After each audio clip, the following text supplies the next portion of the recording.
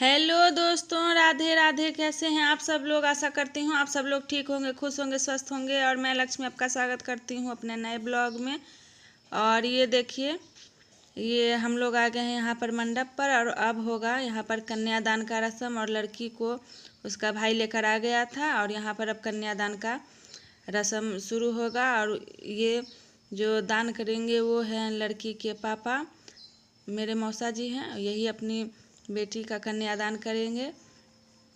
और ये देखिए, कन्यादान का रस्म शुरू हो गया है। और इसके बाद यहाँ पर फिर लावा छीटा जाएगा और शादी होगा। और दोस्तों, आप लोगों से फिर से रिक्वेस्ट है कि मेरे चैनल को लाइक, सब्सक्राइब और पसंद आए तो शेयर करना ना भूलें। और आप लोग मेरे ब्लॉग को देखते तो ज़रूर है, लेकिन उसे लाइक नहीं करते हैं। तो प्लीज़ दोस्तों, जो लोग मेरे ब्लॉग को देखते हैं वो ज़रूर से ज़रूर लाइक करें और सब्सक्राइब करें। और इधर देखिए, यहाँ पर कन्यादान का रस्म शुरू हो गया था और सभी लोग यहाँ पर रो रहे थे। और मैंने वॉइस ओवर ही किया है क्योंकि यहाँ पर बाजा जो डीजे का है वो भी बज रहा था और गीत भी हो रहा था, तो समझ में नहीं आ रहा था कि उसका आवाज़ अच्छे से नहीं आ रहा था, तो इसलिए मैंने वॉइस ओवर ही कर दिया है। और इधर देखिए, पंडित जी मंत्र पढ़ने लगे हैं और उसके बाद कन्यादान हो जाएगा। और इधर इसे पंखा से लड़के को हौंक रही थी क्योंकि यहाँ पर जो मरबा है वहाँ पर पंखा नहीं लगाया गया था। वैसे तो सब जगह पर पंखा और कूलर लगाया गया था, लेकिन यहाँ पर जो दीपक जलता है वह हवा के कारण बुझ जाता, तो इसलिए यहाँ अंदर में पंखा नहीं लगाया गया है। और उसके बाद देखिए, ये हो रहा है शंख पानी ढारने का रस्म। और मैंने आप लोगों को पिछले वीडियो में भी बताया था कि मेरे मायके और यहाँ के विधि में अंतर होता है।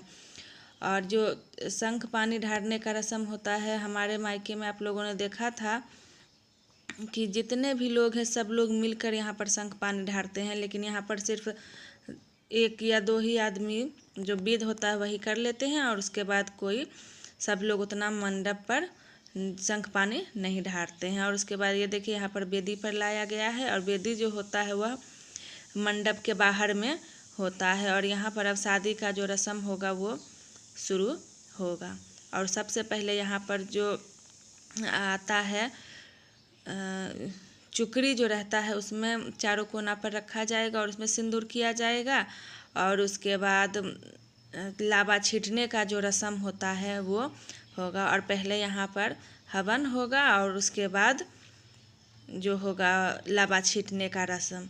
और ये रस्म तो मैंने आप लोगों को अपने मायके वाले वीडियो में भी दिखाया था कि भाई लावा देता है और माँ अपने आंचल में लावा को समेटती है। तो इधर देखिए, पहले हवन हो जाएगा और उसके बाद लावा छीटा जाएगा। और ये देखिए, लावा छीटना शुरू हो गया है। और जोग जो हमारे यहाँ पर मांग के लाते हैं जोग, वो जोग यहीं पर पीसा जाता है। और लड़की की जो भाभी होती है वो पीसती है जोग, और लड़का उसे पिसवाने में मदद करता है। हमारे यहाँ मायके में भी ये रस्म होता है। और ये मैंने आप लोगों को उस वीडियो में नहीं दिखाया था, तो इसलिए मैंने यहाँ पर दिखा दिया है। और ये देखिए, यह जोग को पीसा जा रहा है। और जोग पीसने के बाद जो लड़के को दूल्हा जो है उसको थोड़ा सा जोग कहते हैं पिलाया जाता है। वैसे सिर्फ विध रहता है, पीता तो कोई नहीं है, लेकिन सिर्फ जो विध रहता है वही विध यहाँ पर करते हैं। और उसके बाद यहाँ पर जो फेरी लिया जाता है, लावा छीटते समय ही हमारे यहाँ पर फेरी लिया जाता है। जैसे कि 7 फेरों का जो होता है शादी में नियम, वो यहाँ पर नहीं होता है। वो ना तो यहाँ पर होता है ना तो हमारे यहाँ मायके में होता है। और ये शायद 5 बार घूमते हैं, ये लावा छीटते छीटते ही घूमते हैं। और उसके बाद फिर जब सिंदूरदान हो जाएगा तब उसके बाद जाया जाएगा कोहबर में।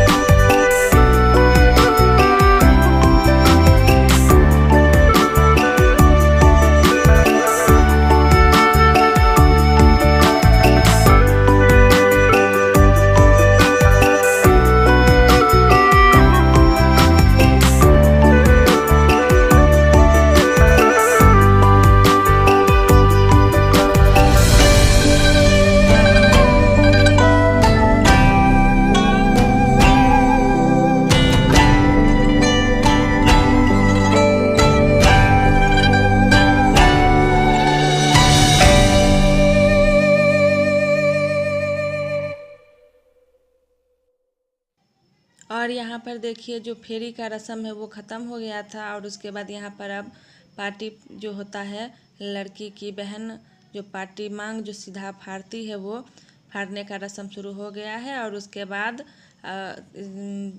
बालों में सर पर घी लगाया जाएगा और उसके बाद ही सिंदूर यहाँ पर किया जाएगा। और दोस्तों मैं आप लोगों को बता दूं कि हमारे यहाँ पर हमारे मायके में आप लोगों ने देखा होगा ऑरेंज कलर का सिंदूर, और यहाँ पर जो था वो पिंक कलर का सिंदूर था। तो मैंने आप लोगों को पहले ही बताया है कि सब जगह का अलग अलग रस्म होता है, अलग अलग नियम होता है। तो प्लीज़ दोस्तों आप लोग समझ सकते हैं कि मैंने आप लोगों को अलग अलग क्यों दिखाया है। और देखिए यहाँ पर घी लगा दिया गया है और अब जो सिंदूर दान होगा वो अब करना रह गया है। और इसके बाद जब सिंदूर दान हो जाएगा तब हम लोग जाएंगे कोहबर में, और वहाँ पर कोहबर में भी विध होता है जो मैंने आप लोगों को वहाँ पर नहीं दिखाया था अपने मायके में, क्योंकि उस टाइम मैं वहाँ पर जिस टाइम कोहबर में वहाँ पर विध हो रहा था तो वहाँ पर मैं नहीं थी, तो इसलिए मैंने वहाँ का वीडियो नहीं दिखाया। और इधर देखिए यहाँ पर सिंदूरदान हो गया है। हमारे यहाँ जब सिंदूर लगाते हैं तो उसे सिंदूरदान ही बोलते हैं, कहते हैं सिंदूरदान करना। तो यहाँ पर देखिए ये सिंदूरदान हो गया है। और सिंदूरदान होने के बाद 5 औरतें 5-11 या जितने भी हैं सब लोग मिलके 5-11 के ही जोड़े में करके और इसको सुहाग देंगे। और सुहाग देने के बाद सब लोग जाएंगे कोहबर में। ये 5 बार यहाँ पर सिंदूर लगाया जाता है और यह चौठारी तक सिंदूर रहता है। हम 4 दिन, जब शादी का 4 दिन हो जाता है तब जाके बाल धोकर नहाते हैं, तब तक यह सिंदूर लगा ही रहता है। तो इसीलिए यहाँ पर इसको ज़्यादा सभी लोग लगाते हैं। मैंने हमारे शादी में हमारे यहाँ पर इसी तरह से सिंदूर लगाया जाता है, सिर्फ मांग में सिंदूर नहीं लगाया जाता है। और जो मंगलसूत्र है वो भी अभी हमारे यहाँ पर नहीं पहनाया जाता है। मंगलसूत्र जो है वो लड़का बाद में जब घर के अंदर जाएगा तब पहनाया जाएगा, या तो कोहबर में पहनाया जाएगा, लेकिन यहाँ पर नहीं पहनाते हैं। तो यहाँ पर इसने भी नहीं पहनाया है। और इधर देखिए सभी लोग यहाँ पर बाहर में बैठकर शादी देख रहे हैं। और यहाँ पर जो था वह जगह बहुत ही बड़ा था, तो इसलिए यहाँ पर शादी देखने में उतना दिक्कत नहीं हुआ। और हमारे मायके में जो था वहाँ पर जगह छोटा था, तो इसलिए थोड़ा सा दिक्कत हो गया था। वीडियो बनाने में भी थोड़ा दिक्कत हो गया था क्योंकि जगह छोटा था। और ये देखिए यहाँ पर सुहाग भी पड़ गया है। और उसके बाद अब सब लोग जाएंगे कोहबर में। और कोहबर देखिए यहाँ पर जो है वो ख़रीदा हुआ ही लगाया गया है। वैसे तो यहाँ पर कलर से कोहबर बनाते हैं, लेकिन यहाँ पर यह खरीद कर ही बनाया गया है। तो सबसे पहले कोहबर में सिंदूर किया जाएगा। और कोहबर में सिंदूर लगाने के बाद यहाँ पर पचीसी खेला जाता है। जो कौड़ी से खेलते हैं वो पचीसी खेला जाएगा। और उसके बाद जो मुँह जूठा किया जाता है, जैसे शादी के बाद पहला रस्म होता है जिसमें मुँह जूठा किया जाता है, तो उसमें दही और चीनी से मुँह जूठा किया जाता है। तो पहले यहाँ पर सिंदूर कर लेंगे और उसके बाद जो मुँह जूठी का रस्म होगा वो होगा। और ये देखिए पहले लड़का को दही खिलाएगी और उसके बाद, और यहाँ पर आम का जो पत्ता होता है, आम के पत्ते पर ही दही रखकर खिलाया जाता है, या कोई कटोरी बर्तन में नहीं रखा जाता है, आम के पत्ते पर रखकर ही दही खिलाया जाता है। जो मुँह जूठी का रस्म होता है, वैसे खाते तो नहीं है, जो रस्म है मुँह जूठी का वही होता है। और उसके बाद देखिए कोहबर में ही लड़का लड़की को मंगलसूत्र पहना रहा था सबके सामने में ही। और उसके बाद फिर से आ गए हैं यहाँ मंडप पर, और मंडप पर अब होगा आशीर्वादी, जो घूंघट होता है वो घूंघट पड़ेगा। उसके बाद घूंघट पड़ने के बाद तो विदाई ही होगा। लेकिन दोस्तों मैंने विदाई का कोई वीडियो नहीं बनाया है, क्योंकि जो शादी थी वो 2 तारीख को थी और 3 तारीख को मंगलवार हो गया था। तो मंगलवार को विदाई नहीं हुई थी, तो हम सभी लोग अपने अपने घर चले गए थे। और जब 4 तारीख को विदाई हुआ तब हम लोग नहीं आए थे, तो उस दिन हम लोगों ने वीडियो विदाई का कोई भी नहीं बनाया है। और जिसके लिए मैं आप लोगों से माफ़ी मांगती हूँ, क्योंकि सभी लोगों को अपने अपने घरों में काम होता है। और उसके बाद 2 दिन से सब लोग रात में जागे हुए हैं, तो घर जाकर थोड़ा आराम भी करेंगे, तो इसलिए सभी लोग घर चले गए थे। और जो सिर्फ घर के ही स्पेशल आदमी थे वही सब रह गए थे, और हम सब लोग अपने अपने घर चले गए थे। और उसके बाद देखिए यहाँ पर घूंघट पड़ गया है। और हमारे मायके में जो होता है वहाँ पर जो लड़का का जो बड़ा भाई होता है वो घूंघट देता है, लेकिन हमारे यहाँ पर जो है, यहाँ पर लड़के का पिता जो है, लड़की का जो ससुर होता है वही घूंघट यहाँ पर देता है। तो दोनों जगह का नियम है और उस अलग अलग। उसके बाद देखिए यहाँ पर जेब चढ़ाया गया है, खोइछा दिया गया है।